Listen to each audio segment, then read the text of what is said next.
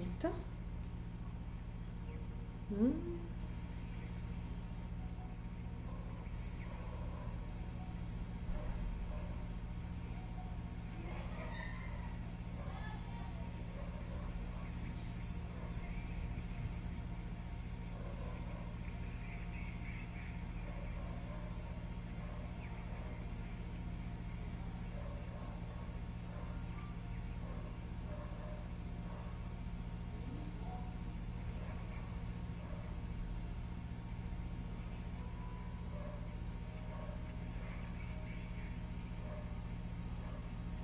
Oi, Tamara. Oi, Eliane. Boa noite.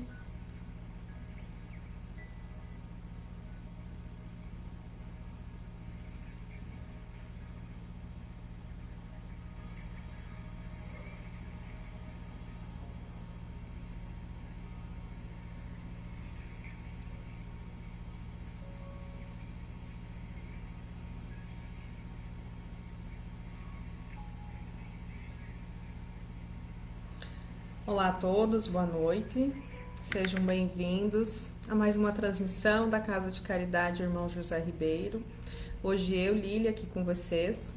Nós vamos dar continuidade ao estudo do livro Reforma Íntima Sem Martírio, da irmã Sidufo. Lembrando que a irmã foi uma das médiuns da codificação espírita kardeciana e ela nos trouxe, através do Vanderlei, da mediunidade do Vanderlei Oliveira, este livro, que tem esse embasamento espírita, mas que nós vamos colocar de uma forma global, de uma forma o mais universalista possível. Antes de nós iniciarmos, nós queremos fazer um convite especial a todos de Patos de Minas. Amanhã, dia 21, das 8 às 13 horas, vai ser feito o primeiro bazar beneficente da Casa de Caridade Irmão José Ribeiro. Este bazar tem roupas masculinas, femininas e infantil, tem como finalidade arrecadar fundo para a manutenção desta casa, que é tão importante às pessoas que ela beneficia, e vai ficar localizado na rua Zama Alves, número 400, do bairro Rosário, de Lagoinhas, Pato de Minas. Então, quem estiver em Patos de Minas ou estiver próximo, que puder prestigiar esse bazar, o Cadu e a equipe responsável do centro agradece. Esse tipo de evento é muito importante para todas as casas que fazem. Eles têm uma finalidade essencial aí para que a assistência possa continuar ativa. Muito bem, hoje nós estamos na parte 11 do livro, tá? Este livro foi dividido em algumas partes. O Itamar Carito fez algumas, a Eliane Ribas fez outras. Eu fiz uma parte alguns dias atrás, agora estamos com esta parte aqui. Esta é a penúltima parte, quinta-feira que vem vai ser feito provavelmente o encerramento do livro, com a participação do Itamar, da Eliane, do Cadu. Eu não estarei porque tenho um compromisso neste horário, mas que vocês possam dar sequência aí nesse estudo maravilhoso, que a gente consegue colocar de forma muito prática no nosso dia a dia. E adentrando no estudo, nós vamos trabalhar hoje o capítulo 26, Disciplina dos Desejos, e o capítulo 27, Pressões por Testemunho, neste caso, testemunho espiritual. Lá no capítulo 26, nós temos Disciplina dos Desejos. O que é uma disciplina? É uma contenção, é aquilo que a gente faz para nos beneficiar para algo maior. A disciplina por si só, ela não é algo ruim, muito pelo contrário. A disciplina é o que nos liberta de nós mesmos. E o desejo? O desejo é aquilo que a gente deseja, às vezes em excesso. Nós desejamos viver, desejamos estar bem, isso é muito bom. Mas às vezes a gente não deseja tantas coisas boas assim, não é mesmo? Dando boa noite a todo mundo que está entrando aqui. Hoje eu consegui visualizar o chat, antes eu não estava conseguindo ver os comentários, então boa noite a todos. Quem estiver ao vivo, que puder divulgar, a gente agradece, tá bom? Continuando aqui nos nossos estudos, o capítulo 26 começa com uma citação evangélica, retirada do Evangelho segundo o Espiritismo, do capítulo 5, item 4, que fala assim: quantos se arruinam por falta de ordem, de perseverança, pelo mal proceder ou por não ter sabido limitar os seus desejos. Somente essa citação já daria uma grande fala, não é mesmo? Por não ter sabido limitar os seus desejos. Aqui a gente pode começar a citar pequenos exemplos. Exemplos quando a gente vai se alimentar e que às vezes a gente não consegue adestrar o nosso desejo. Fala, nossa, mas está tão bom, mas me faz mal. Mas aí a gente vai às vezes insistindo e isso pode dar consequências, né? Aquilo que foge do que nos é necessário, que é esse excesso, que cai dentro da linha do desejo, muitas vezes nos prejudica, não é mesmo? Eu tirei meu óculos aqui porque estava dando reflexo, vou tentar fazer sem, tá bom? E aí a irmã se nos coloca assim, que temos o desejo do bem e o desejo do mal. Desejamos coisas boas e desejamos coisas não tão boas assim. Quando desejamos o bem, nos diz ela, sentimos o amor, a compaixão e a fraternidade pelo outro. Quando desejamos o mal, sentimos o ódio, a raiva e a indiferença ao outro. O bem, portanto, meus irmãos, é o progresso, o idealismo, o otimismo e a fé. E o mal é a estagnação, a preguiça, o pessimismo e a descrença. Esses desejos, eles se encontram na nossa vida diária, não apenas numa casa de caridade, numa igreja, num centro espírita, num templo budista. Eles se encontram na essência humana, na criatura humana. Então, onde temos criaturas humanas, onde temos seres humanos, vamos encontrar os desejos. Desejos esses que nós temos aqui no nosso reflexo matriz, que foi tratado lá no capítulo 10, né, nos vídeos anteriores, se vocês voltarem, quem estiver aí assistindo a sequência, vai ver que foi trabalhado este capítulo, e é um capítulo muito profundo, que ele fala que o reflexo matriz são as criações das nossas personalidades anteriores, em experiências reencarnatórias anteriores, e que ficam lá no nosso inconsciente, e que a gente acessa de forma instintiva. E nesses reflexos, geralmente as pessoas têm um desejo central. O desejo central é aquilo que move o ser humano, né? Algumas pessoas têm o desejo central na questão material, outras têm o desejo central na questão da idolatria, outras têm o desejo central num vício, seja ele um vício alcoólico, um vício sexual, outros têm o desejo central no estudo. Então é aquilo que é a chave, que liga, né? Que é o desejo maior que nos conduz na nossa vida. Tanto é que, a gente vai ver mais pra frente, quando tem-se um desejo central, também tem-se uma influência, seja ela negativa ou positiva. Se esse desejo é negativo, essa influência automaticamente será negativa. Se ele é positivo, automaticamente será positivo. Mas dando sequência, e nós fizemos aqui um resumo, estamos colocando com as nossas palavras o que nós entendemos, estudamos do capítulo, porque o nosso tempo aqui é curto e nós temos 2 temas aqui mais complexos. Mas a gente pede para vocês que quem quiser e tiver interesse, que leia o capítulo, que volte, que reveja os vídeos, tá bom? Que é muito importante. Esse tipo de estudo nos traz autoconhecimento, nos traz aperfeiçoamento pessoal, e isso nos ajuda a conviver melhor com as pessoas que moram conosco, a nos amar melhor, a vermos o que nos guia, que desejo temos, né? Então, enquanto estamos aqui falando de disciplina dos desejos, podemos também fazer essa autoanálise silenciosa, cada um de nós, porque isso é importante. Isso faz com que os nossos estudos realmente vão para a prática no nosso dia a dia. Seguindo, a gente coloca assim, ó, desejando sentes, sentindo mentalizas, mentalizando ages. Quando a gente deseja algo, a gente não sente? Quer ver? Vamos fazer um teste. Quem gosta de café aqui? Deseje tomar um café nesse momento. Imagine a xícara de café fumegando. Quem é de Minas, aí de Pato de Minas, né? Minas, a terra do café. Imagine o melhor café que você já tomou, daqueles grãos selecionados. Você não sentiu o cheiro, o aroma, né? É possível que você tenha até visualizado a cena de alguém que você goste muito passando esse café. Então você sentiu isso em você. E aí sentiu aonde? Mentalizou aonde também? Ativou o mental, mentalizou. E aí quando a gente mentaliza, não dá uma vontade de levantar e ir lá e passar um café? Veja que nós fizemos uma brincadeira aqui para que o estudo fique leve, para que essa fala seja gostosa e a gente se conecte aqui, eu aqui, vocês aí, mas a gente tem essa conexão humana e afetiva entre nós. A gente, provavelmente alguns de nós, vai terminar o estudo com vontade de um café. Veja como é simples essa conexão do desejo, né?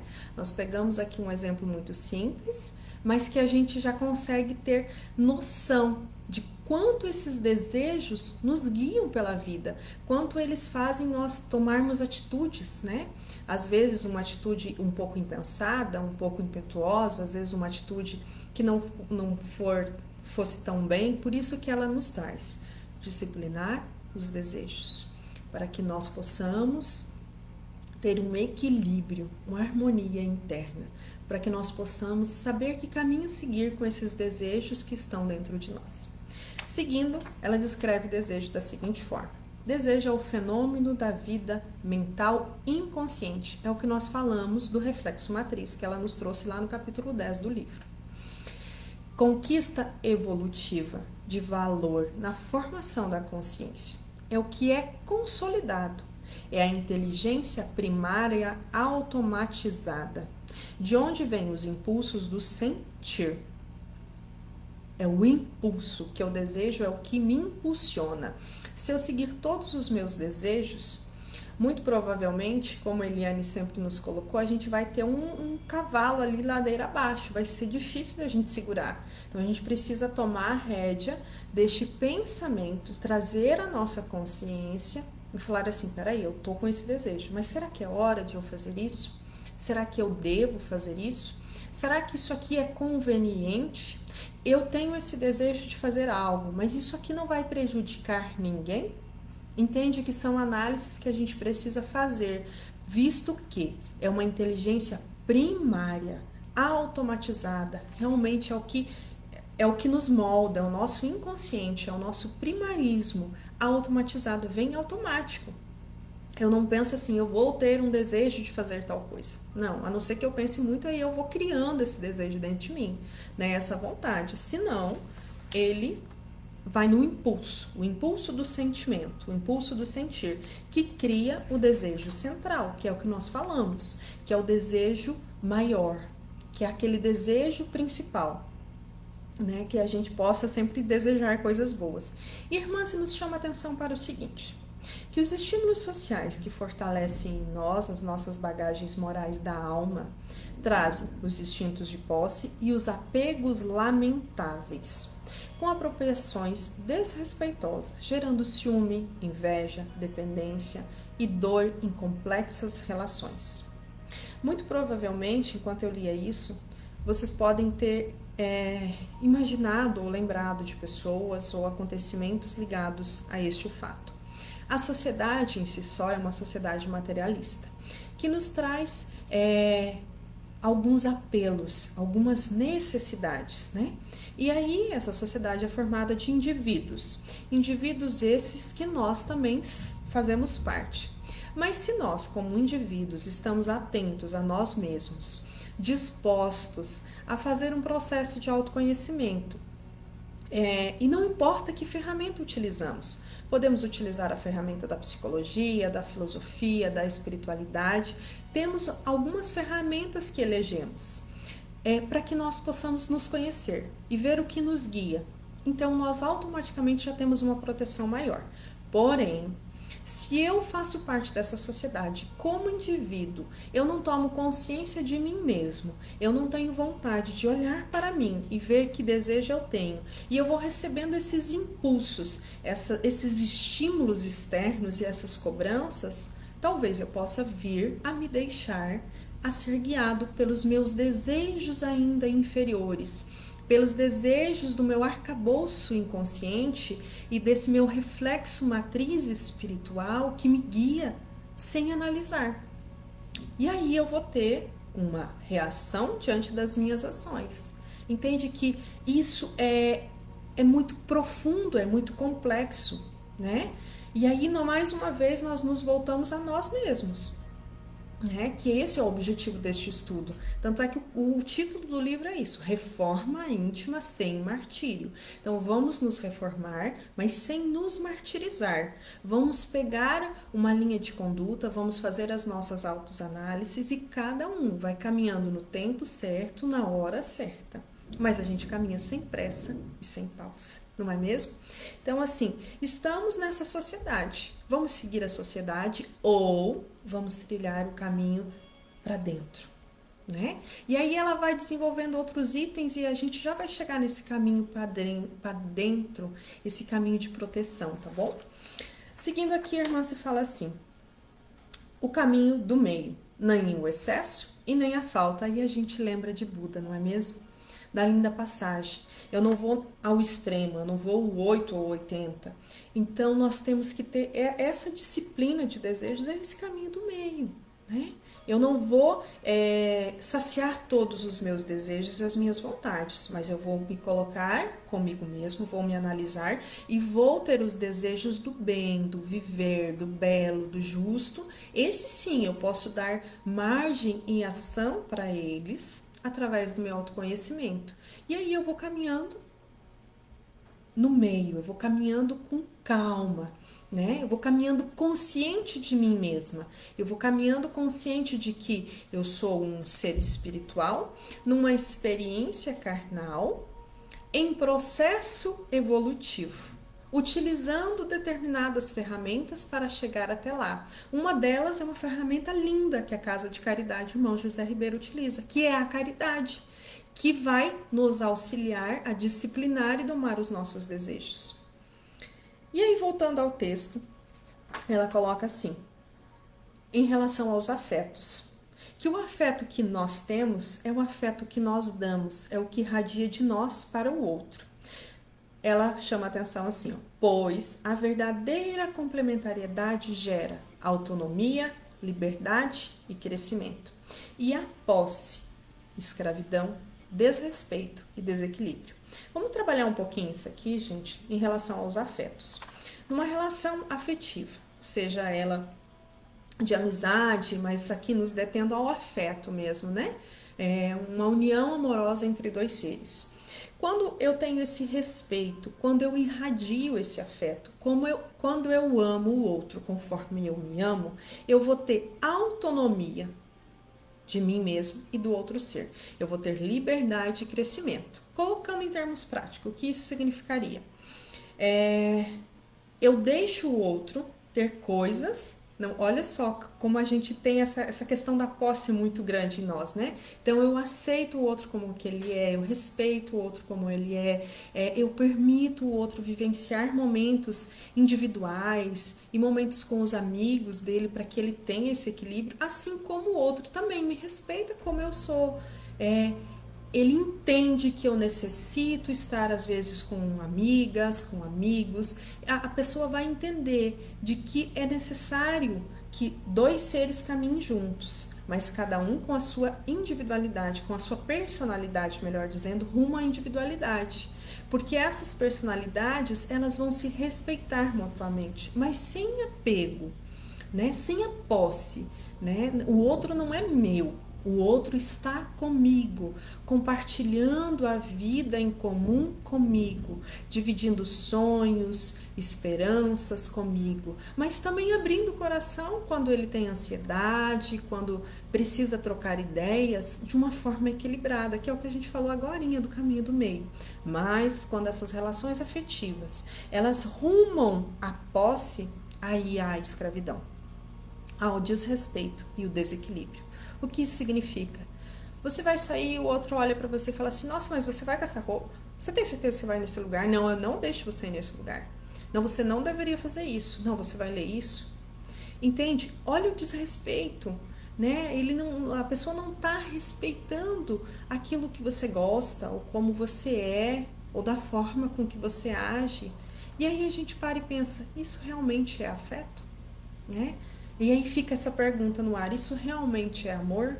Porque o amor aceita, respeita, o amor permite essa troca de energias em todos os níveis de uma forma respeitadora e com limites, assim como na vida prática.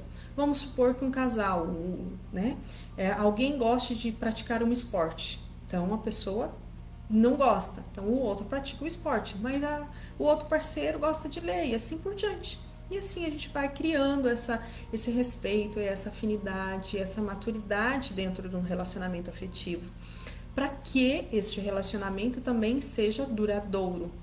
Porque se você não é respeitado como você é e do jeito que você é, aquele relacionamento afetivo está fadado ao fim.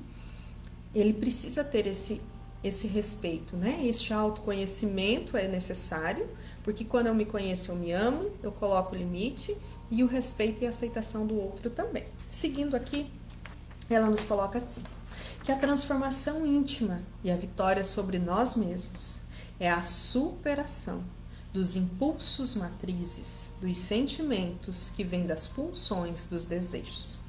É o que a gente está conversando. Quando a gente se conhece, quando a gente se supera, aí eu já consigo domar literalmente aquele desejo que vem da matriz central. Eu já não deixo que esse desejo me domine, mas sim eu consigo dominar esse desejo de forma consciente, colocando o meu campo mental, o meu campo sentimental em ação e analisando conscientemente como eu tenho vivido. Aí dentro da doutrina nós temos Santo Agostinho, né, que nos aconselha que a gente faça esse autoconhecimento diariamente. Seguindo um pouquinho em frente aqui no capítulo 26, ela também chama a atenção da dicotomia que nós temos. A gente quer se espiritualizar, por exemplo, mas a gente nem sempre faz aquilo que a gente fala, ou nem sempre sente dentro de nós aquilo que assumimos, ou não sentimos de uma forma profunda aquilo que fazemos em termos espirituais, né? E aqui a gente pode realmente citar vários exemplos, entre eles a caridade, a afeição entre um grupo e assim por diante. E aí ela fala assim, mas como que a gente instaura esses novos desejos? Quando eu não consigo sentir isso, significa que eu ainda estou agindo no meu automático. Então, como que eu vou instaurar novos desejos? E ela fala, é um processo gradativo, lento, desafiante, mas é possível. E ela coloca que em termos mentais nós temos duas formas, que é a contenção, então eu contenho, eu seguro, né? Que é o que a gente falou até agora. Eu analiso, trago a minha consciência, mas eu seguro isso. Não, eu não vou lá fazer o café agora, eu vou segurar, né? E aí eu pego conscientemente, analiso e coloco outro comportamento e repito um comportamento saudável. Então, eu vou assumir o controle das fontes negativas e eu vou conter, eu vou dinamizar novos hábitos. Por quê? Porque novos hábitos criam novas formas de viver, criam novas conexões, criam novos pensamentos e novos estímulos. Então, eu vou refazer, eu vou aprender algo novo. Né? Então, eu quero conter, por exemplo, o meu desejo de comodismo mental. Né? Quero aprender a estudar. Como é que eu vou fazer isso? Primeiro que eu vou conter a minha preguiça. Então eu vou levantar, vou lá e vou pegar um livro. No primeiro dia você pega o livro e você olha a capa do livro, você folheia ele, você vê as figuras, você vê o que te chama a atenção. Ah, não, agora já me deu preguiça. Ok, tudo bem. No outro dia você repete. Ah, eu queria tanto ficar de boa aqui no sofá, mas você vai lá, pega o livro, olha a capa, abre ele e se esforça para ler a introdução. Você já está vencendo de você mesmo. No terceiro dia, já fica mais fácil levantar no sofá. Vocês vão ver, façam um teste. Você vai levantar, vai lá, vai pegar o livro. Você já leu a introdução. Você já está lá com marca-página, lá no primeiro capítulo. Então, lê uma página. Se você quiser, você lê duas. E assim por diante. Aos poucos, quando você vai repetindo esse hábito, vai chegar mais ou menos lá pelo 10º dia, você vai falar assim, nossa, eu tô curiosa para ver o que vai acontecer nessa história.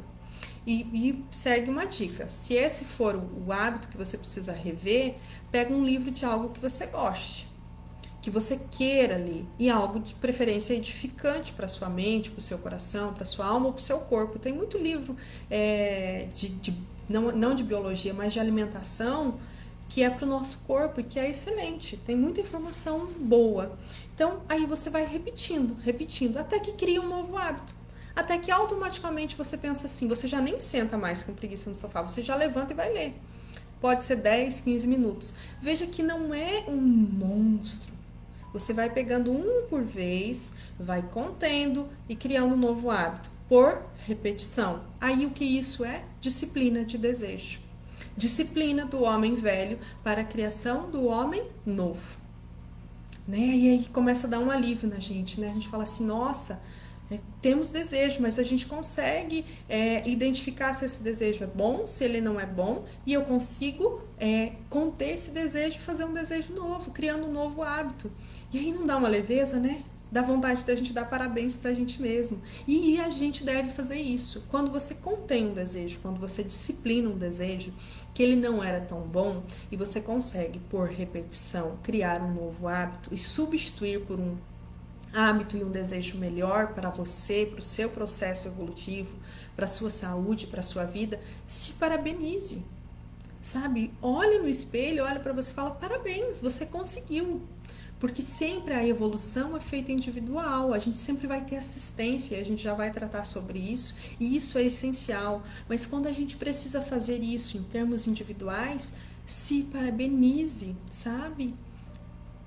Sempre se contendo nos desejos. Não vai lá e se parabeniza com chocolate. Dá um parabéns, dá um outro abraço, sabe? Isso é muito bom. A gente precisa também valorizar os nossos pequenos progressos. E como nós estamos falando em contenção de desejo, sim, nós precisamos nos parabenizar quando a gente consegue vencer a nós mesmos. Seguindo em frente, ela nos dá uma dica assim maravilhosa. Que a gente se junte em grupos que contenham valores evangélicos, valores edificantes. Como nós aqui estamos num grupo, como a Casa de Caridade é um grupo que tem um valor edificante, que tem um trabalho nobre, assim como existem, como nós falamos, centros, igrejas, templos que fazem esse processo assistencial e esse processo também moralizante através de estudos, né? Estudos edificantes, através de um vínculo afetivo entre pessoas e que vão aprendendo a criar laços de amizades aos poucos, mesmo que a gente tenha dificuldade, que a gente possa sempre falar assim: qual é o meu foco aqui? Não, aqui o meu foco é a caridade, meu foco é Jesus. Então a gente fica, apesar de a gente contém o desejo e fica nesse sentido. Por que ela nos dá essa dica? Porque grupos assim nos dão força de superação. Eles são o arrimo. Quando chegar até nós a aprovação, nós vamos poder contar com pessoas amigas, com grupos que vão nos segurar, que vão reforçar, e que o exemplo destas pessoas, o exemplo, bom exemplo, ele vai nos contagiar. E essa parte que nos contagia, ela nos estimula a seguir em frente. Ela nos faz estarmos em contato com o que de melhor nós temos, que é o nosso ser luz. Porque nós estamos numa experiência na carne, mas nós somos em vibração luz. E aí nós acessamos isso e a gente vê que a gente pode ser luz. Não só para nós, mas para quem está em volta. A gente pode auxiliar de muitas formas, né? Na caridade prática de doação, na caridade de um sorriso, na caridade de uma sopa. Isso é ser luz. E enquanto a gente faz isso, a gente está aprendendo. Né? E vamos lembrar que o exemplo do nosso irmão nos arrasta sempre para o bem e para o bem de nós mesmos. E ela coloca de uma forma tão linda: grupos assim são escolas de novos sentimentos. Eu vou repetir. Grupos assim são escolas de novos sentimentos, porque são treinamentos e bases de sustentação quando tivermos provações. E aqui eu quero deixar um breve testemunho pessoal. Eu passei por uma perca, né? Nossa filha mais nova voltou à casa do pai mais cedo, quando ainda era bebê, né? Quando ela tinha 1 ano e 11 meses. Isso faz 1 ano e pouco. E quem me sustentou, a mim e a minha família, na hora desta provação, foi o meu grupo, o Grupo Girassol de Rio Verde, lá do Centro Espírita André Luiz. Então, assim, foi um arrimo, foi o apoio daqueles amigos profundos, né? Amigos de alma, que estavam ali comigo, claro, há muitos anos, nós tínhamos amizade e tudo, mas isso é essencial. Por que eu trouxe essa fala de cunho pessoal? E vocês até me desculpem. Para que vocês vejam o quão essencial é nós estarmos engajados em grupos edificantes. Quem está em Patos de Minas, quem se solidariza com o trabalho da Casa Irmão José Ribeiro, é um grupo excelente para você estar engajado, para você estar auxiliando as pessoas, porque enquanto a gente auxilia, a gente é auxiliado e a gente cria esses grupos de novos sentimentos. E aí você sabe que você pode contar com essas pessoas, porque elas são verdadeiras famílias espirituais. Então, seguindo aqui no nosso texto, ela coloca assim: voltando um pouquinho na vida afetiva, tá? Ela inclui os desejos, mas pede que a gente tenha equilíbrio. Equilíbrio em tudo. E que a gente vá na vida afetiva além dos nossos 5 sentidos, né? Que a gente saia apenas do nosso desejo carnal nesse sentido, mas que a gente também crie afetos e relacionamentos afetivos e espirituais. Aqui na Terra, ainda no ponto que estamos, é um tanto quanto raro relacionamentos assim, mas existem. E a gente não pode desistir de também transformar os nossos relacionamentos afetivos desta forma, que tenham cumplicidade, que tenham amorosidade, que tenham esse respeito, né? E ela segue o seguinte: com o passado aprendemos. O passado é o nosso patrimônio. Jamais o destruiremos, mas apenas transformaremos. Ou seja, o nosso reflexo matriz, os nossos desejos são o nosso passado, certo? Compreendido até aqui? A gente vai poder mudar isso? Não. Eles estão dentro de nós. Mas o que a gente pode fazer de diferente? A gente faz o que Chico aconselhou.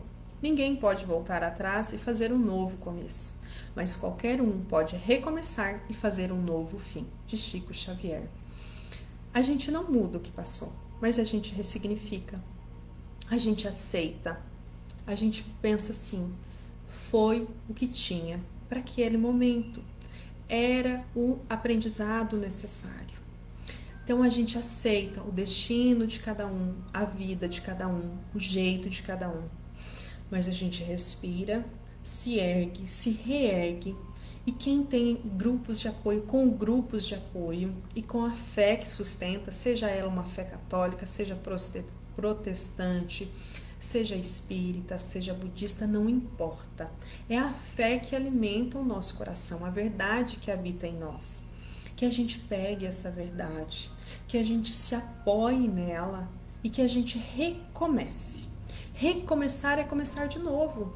Não importa como, e não importa o que aconteceu, mas que a gente recomece a cada dia. Não importa a nossa idade, não importa se temos 60, 70, não importa. O recomeço é um recomeço interno. É esse recomeço que ela pede, que ela nos chama a atenção. Essa transformação necessária. Recomeçar amanhã com outros olhos sobre essa questão. Aceitar de que temos um Deus supremo, que coordena universos, que coordena mundos e que também coordena a nossa vida e sabe o que é melhor para nós. Por isso que ela tem essa sugestão de disciplinar os desejos, porque às vezes a gente tem um desejo de se revoltar contra Deus, contra o universo, contra Alá, contra Buda, contra Maomé, não importa, contra o ser superior a nós. Mas se esse ser é superior a nós, será que ele não tem uma visão mais alargada que a nossa? Será que a vida não traz aquilo que a gente precisa? Então a gente precisa, se voltar, respirar e acreditar de que Deus é Pai, de que é misericordioso, que Ele sabe sempre o melhor para todos nós. E ela finaliza este capítulo dizendo assim, que para transformar é necessário entender e aceitar, trabalhar o nosso autodescobrimento, que é o que estamos fazendo aqui, não é mesmo? E para acertarmos mais no nosso autoaperfeiçoamento, que a gente use a contenção amorosa com a gente mesmo e a repetição perseverante dos anseios de libertação diária a favor de nós próprios. Veja que nós fomos descrevendo aqui o capítulo 26, o que a irmã se nos trouxe. Nós fomos colocando alguns exemplos de forma prática. Esperamos que esses exemplos tenham feito sentido para vocês. E a gente conclui esse capítulo, porque a gente tem outro, tá, gente? Da seguinte forma: todos temos desejos. Quais são os desejos que nos guiam? Que desejo central eu tenho mais em mim? Esse desejo, ele me faz bem ou ele me faz mal? A mim ou quem está próximo? Se ele me faz bem, ótimo, continuemos com ele. E melhoremos, aprimoremos. Mas, se ele me faz mal, se ele prejudica a mim ou a outrem, que eu possa olhar para ele e falar assim: esse desejo aqui, por mais gostoso que seja, porque pode ser um chocolate, pode ser uma viciação, seja ela alcoólatra, seja ela sexual, seja ela qualquer que seja, às vezes a viciação da maledicência, que é falar mal da vida do outro. Esse desejo aqui, por mais gostoso que seja, né, porque geralmente o desejo é gostoso, ele está fazendo mal para alguém. Então, se ele está fazendo mal, eu tenho o direito de fazer mal a mim mesmo e ao meu próximo? E veja que aqui nós não estamos nos referindo a nenhuma religião, tá? Nós estamos nos referindo ao ser humano que somos e que estamos construindo dentro de nós. Então, se ele está fazendo mal, eu tenho o dever comigo mesmo de conter esse desejo. Porque se eu não contenho, ele vai continuar prejudicando. E eu sou responsável pelaquilo que eu vivo, pelaquilo que eu faço e principalmente pelo exemplo que eu dou, né? Então a gente precisa conter. Ah, mas eu tenho dificuldades de conter esse desejo. Então vamos procurar auxílio profissional, seja auxílio médico, seja auxílio psicológico, né? Seja um auxílio espiritualista, seja uma escuta terapêutica. A Casa Irmão José Ribeiro, por exemplo, tem escutas terapêuticas. Né? Tem os dias de atendimento que o Cadu disponibiliza as informações no Facebook da casa, que é onde estamos transmitindo, assim como no Instagram, e tem os atendimentos online em caso de urgência, emergência, assim como outras casas. Mas que nós possamos olhar para nós e disciplinar a nós mesmos através das disciplinas dos nossos desejos. Não vamos querer fazer tudo num dia, vamos fazer um por vez, no tempo que necessitar. Comecemos pelo desejo maior, pelo desejo central. Aí ela dá passos práticos, com o apoio de um grupo de irmãos que nos amam, que nos auxiliam, com o apoio da caridade, que é o amor em ação, que é a verdadeira religião. E com a contenção consciente. Então eu seguro e eu repito algo bom. Aí nesse segurar e repetir algo bom, eu vou reprogramando o meu reflexo matriz, meu desejo central e colocando coisas melhores dentro de mim. Então esse é o capítulo 26 que a gente se propôs a trabalhar. Agora nós vamos para outro assunto, no capítulo 27, tá bom? Só um minutinho, por favor. O capítulo 27 é um capítulo que se intitula Pressões por Testemunho. E eu acrescentaria testemunho espiritual.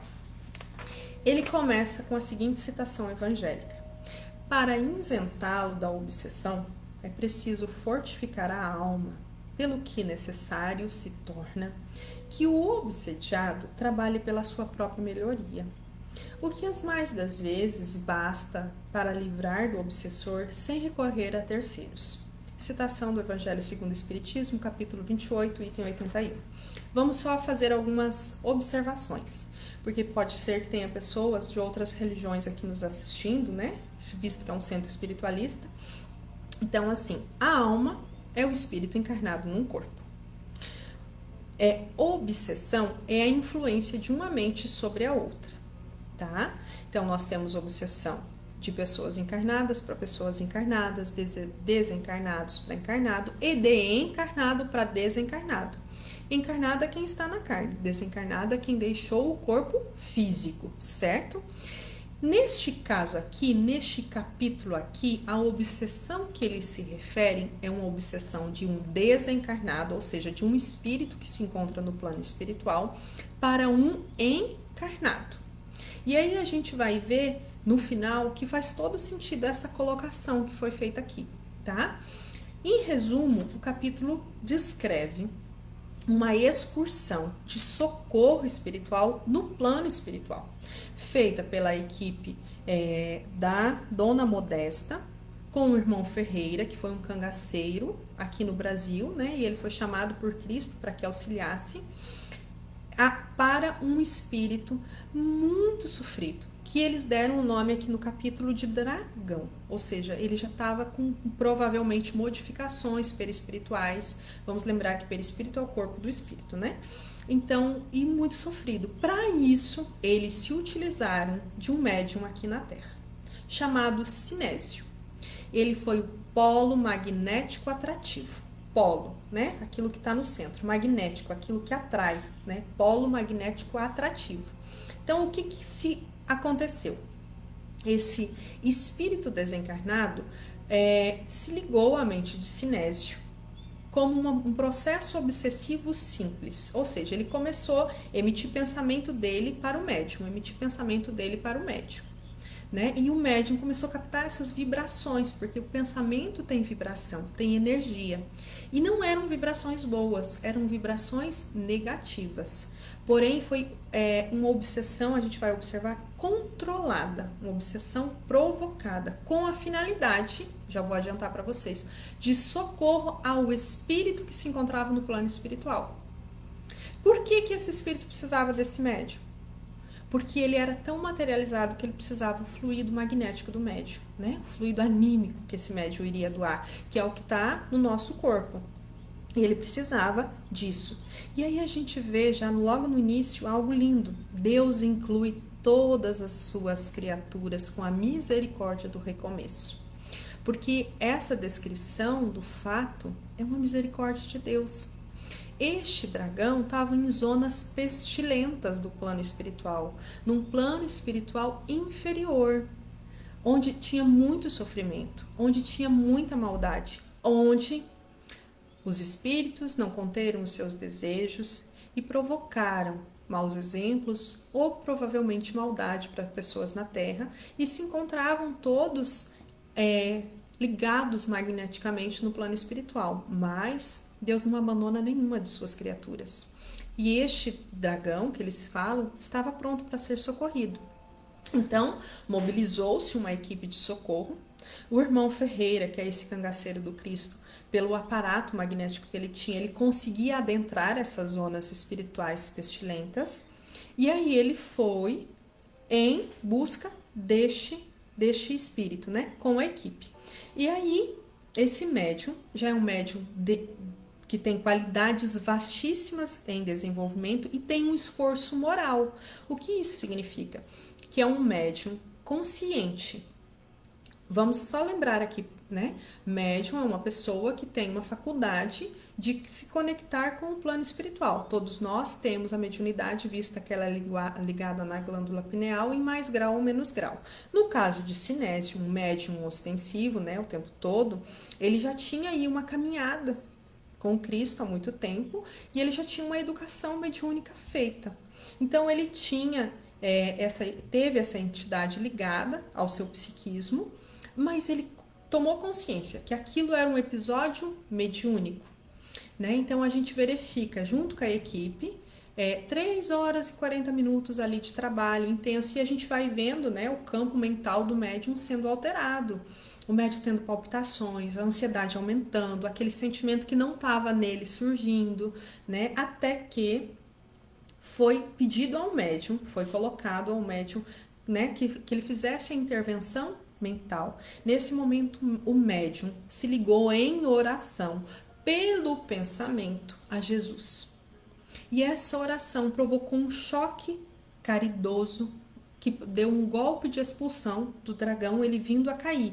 E junto com este espírito, uma centena de outros espíritos foram socorridos a uma região de esperança através de uma teia magnética de amor.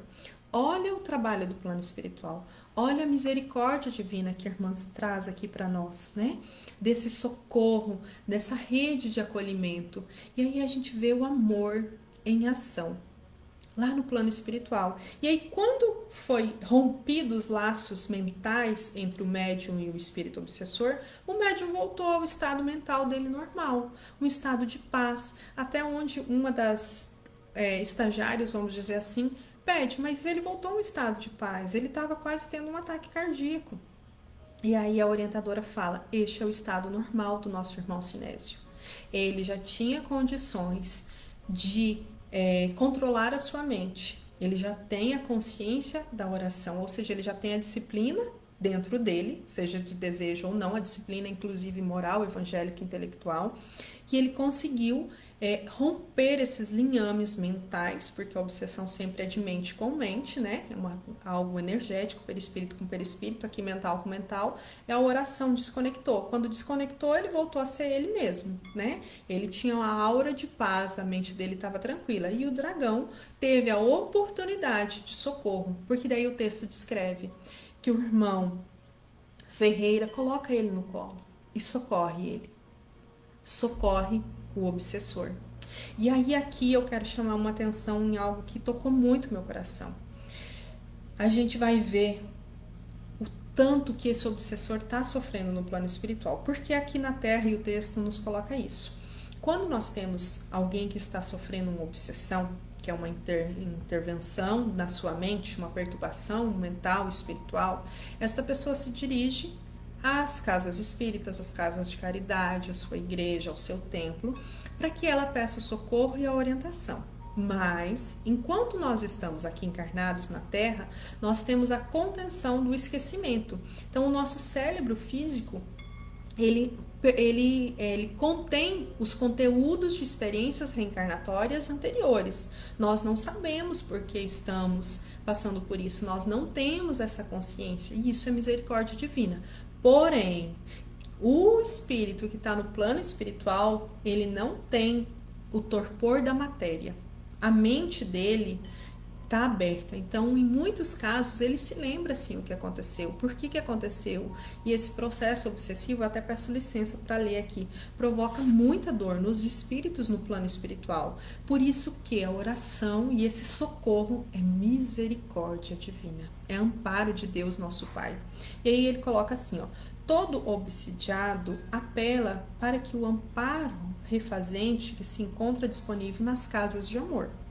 Os obsessores, no entanto, não descobriram ainda como definir seus caminhos perante os graves perturbações emotivas que carregam e se iludem com as sensações inferiores de vingança e humilhação perante quantos fazem luz que os oportuna e agride.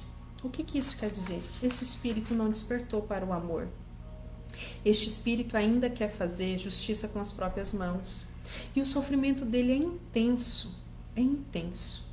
É por isso que, lá no Evangelho segundo o Espiritismo, em muitas ocasiões, Jesus nos falou: rezai pelos vossos inimigos. Tenhamos caridades para com os criminosos, porque a dor que eles passam é moral, porque o espírito desencarnado, ele não sente como nós, ele não vê com os olhos físicos, ele não ouve com o ouvido, ele é o espírito que sente, que ouve. E a maior dor que ele tem não é a física, é a dor moral.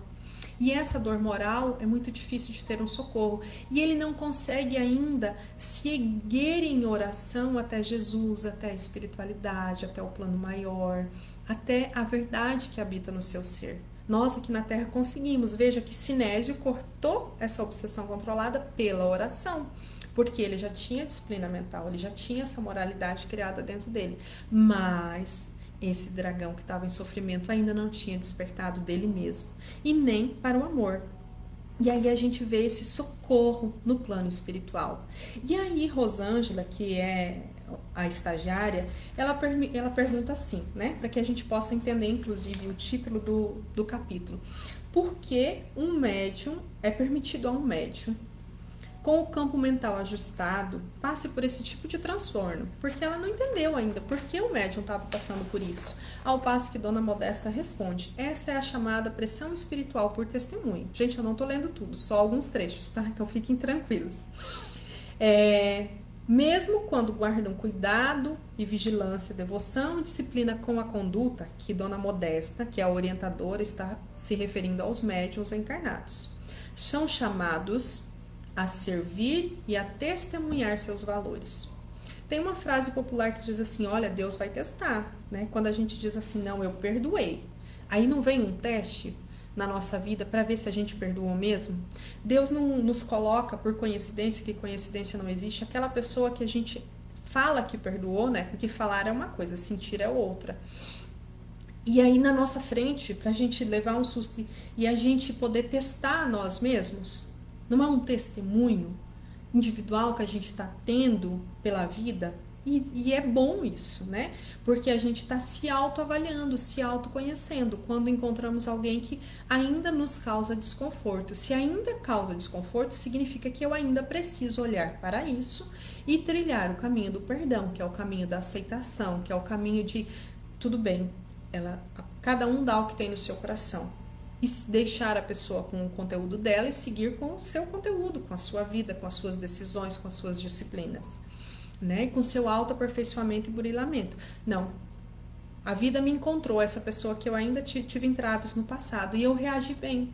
Para mim é neutra, eu não consigo ter uma afeição por ela igual eu tenho por um amigo, é lógico, mas eu consigo não ter mais nenhum remorso, nenhum ódio. Eu consigo conter o meu ímpeto de voar no pescoço da pessoa, né? Desculpem a brincadeira para que fique mais leve.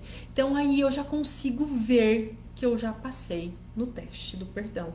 Eu já consigo olhar para aquela pessoa e sentir piedade por ela.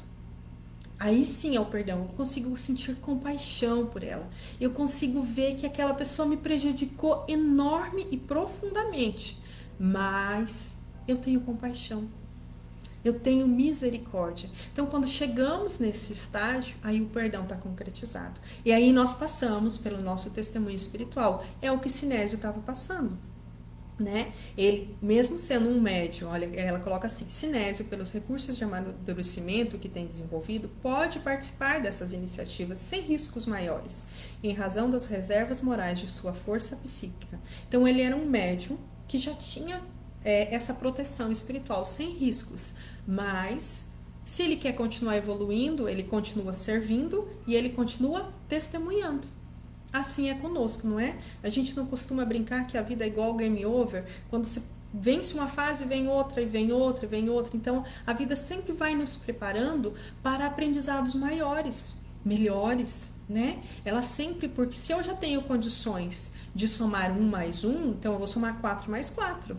Assim é com a vida, assim também é com a mediunidade com Jesus. Então, se eu já tenho condições, então me prova que você sabe somar 4 mais 4.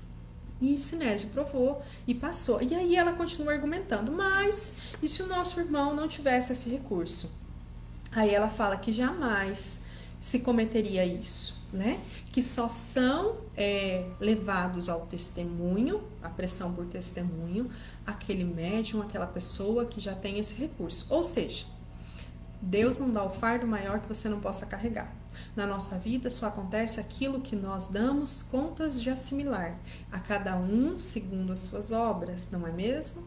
Cada um com a sua vivência, com as suas colocações. Por isso que está tudo certo como está. E aí, seguindo aqui no texto, a gente já está indo já quase para a finalização, ela fala assim, que nesse caso, além de servir, ela se refere ao médium, a lei de amor, o médium dilata suas resistências espirituais, logrando um excelente patrimônio autodefensivo para estes instantes tormentosos da Terra. Então, ele serve, ele acolhe, ele ampara, ele ajuda no socorro, porque vocês viram que foi um trabalho feito em conjunto, a equipe espiritual com o médium encarnado, em favor daquele espírito sem esperança no coração, sem acalento, mas já muito sofrido e pronto para receber aquele amparo, né? Porque ele foi levado ao Hospital Esperança, que Eurípides cuida no plano espiritual. E aí esse médium serve, mas ele também aprimora os instrumentos autodefensivos dele. Ou seja, ele já passou por aquilo, então ele aprendeu aquilo, ele disciplinou mais aquilo. Então ele vai aumentando o cabedal moral e de informações dentro dele mesmo. E isso é feito em silêncio, é feito na misericórdia de Deus, né? E seguindo, ela pede assim, tá lá no Livro dos Espíritos, melhor dizendo, porque permite Deus que espíritos nos excitem ao mal? E essa é uma pergunta que a gente faz, né, diariamente. Por que Deus permite que tem gente que faz mal pra gente? Né? Isso é muito prático. Isso é uma pergunta que a gente faz no dia a dia, não é mesmo? E a resposta é: os espíritos imperfeitos são instrumentos próprios a pôr em prova a fé e a constância dos homens na prática do bem. Colocando em termos práticos, quando fizemos um favor para alguém e essa pessoa nos paga com uma ingratidão, Quem está sendo testado? Nós. Por quê? Porque aquele ser dá o que tem na imperfeição dele, assim como nós damos o que temos na nossa imperfeição. Mas Deus nos prova se nós vamos continuar fazendo o bem, mesmo diante da ingratidão de um irmão. Mas vamos lembrar que a gente não tem um irmão na Terra, nós temos 7 bilhões de irmãos. Então, se aquele foi ingrato, não tem problema. Se a gente sobrevive sem aquele favor retribuído, sigamos e vamos auxiliar outros corações que precisam. Então, eles são um instrumento que Deus coloca para pôr à prova a nossa fé, a nossa resignação, o nosso perdão, o nosso acolhimento, a nossa autoaceitação, né? E aí a gente vai vendo que nós somos professores um dos outros, né? Que a gente recebe do plano maior, que a gente está aqui, que a gente passa, mas que a gente é professor de alguém, alguém é nosso professor, e a vida é essa dinâmica, é essa troca de energia, né? De vibração energética diária, constante, porque o universo está em constante vibração. E cada um de nós temos uma visão do universo e da vibração, e assim nós vamos aprimorando o nosso coração e a nossa fé. E aqui, já indo para o finalzinho da nossa fala, até mesmo que já deu quase 1 hora aí, eu vou pedir licença, que eu vou necessitar de ler um parágrafo que a irmã se coloca para nós, porque é um parágrafo de orientação muito pontual, tá? Como vemos, a vida espiritual é um oceano de novidades, que o homem na carne, mesmo guardando noções valorosas da espiritualidade, sequer imagina sobre as infinitas leis e ocorrências por aqui experienciadas. Por isso, os espíritas, e aqui eu coloco toda a humanidade, todos os seres humanos, independente da religião, né? Porque a gente tem que lembrar que a verdadeira religião é o amor. Não importa o nome que cada um de nós elegeu para seguir. Voltando ao texto, que em muitas ocasiões demonstram presunção e sapiência acerca da vida imortal, procurem revisar suas posturas morais. Porque, como já diz o velho ditado, há muita coisa entre o céu e a terra que sequer imagina a vã sabedoria. E aí aqui, colocando em termos bem práticos, a gente acha que sabe alguma coisa. Mas eu acho que quanto mais eu sei, nada sei. Quanto mais eu estudo, menos eu sei, né? Tem aquele velho sábio, eu só sei que nada sei. Mas mesmo assim, que a gente continue. Por que ela nos dá este aconselhamento? Para que todos nós, independente da religião elegida pelo nosso coração, saibamos que nós somos seres espirituais em experiência reencarnatória, com a finalidade de nos amarmos, de nos burilarmos, de nos aperfeiçoarmos e aprendermos a amar. Um dia chegaremos lá, mas que a gente tenha sim algumas vagas noções, espíritas, católicos, evangélicos, temos sim algumas noções, mas que nenhum de nós é detentor da verdade. A verdade espiritual pertence ao Pai, Deus, ao universo e não a nós. Cada um de nós conhece uma faceta, né? Cada religião é um raio de luz a iluminar a Terra. Por isso que todas as religiões que fazem o bem são essenciais ao nosso aprimoramento e ao nosso aperfeiçoamento. Por isso que todas as religiões e nomenclaturas que fazem o bem, que exercem a caridade, devem ser estimuladas e valorizadas por nós. Por isso que no início do nosso estudo nós lembramos que a Casa de Caridade Irmão José Ribeiro amanhã fará um bazar em prol dessas pessoas que ela atende. E relembramos a vocês aqui. E o Cadu vai fazer a divulgação, depois vocês de Patos de Minas podem pegar o endereço. A gente deve estimular, porque não importa o nome, o que importa é o que guia. É o desejo de amparar o nosso próximo, de amparar os nossos irmãos. E nesse desejo de amparo, a gente também recebe amparo. E nesse desejo de auxílio, de disciplina, a gente também caminha junto e aprende junto. Então, que cada um de nós fique aonde o coração vibra. Continue seguindo aquilo que habita no seu coração, a verdade que habita, cientes de que Deus é um só, que todas as religiões são verdades que vão levar a Deus e que nós possamos seguir em paz no caminho que escolhemos, lembrando que esse caminho sempre deve ser analisado. Está no bem? Faz o bem? Então é bom, é belo, é justo? Fica com ele. E eu deixo aqui a minha gratidão a todos, tá? A todos que seguiram ao vivo, a gratidão a todos que vão seguir depois, que essa live vai ficar gravada. E o meu convite para que vocês continuem seguindo na próxima sexta-feira, no mesmo horário, a continuação e a finalização desse livro tão rico, que a irmã se traz com uma visão espírita, mas que a gente coloca aqui com uma visão universalista. Lembrando, Deus está em cada um de nós.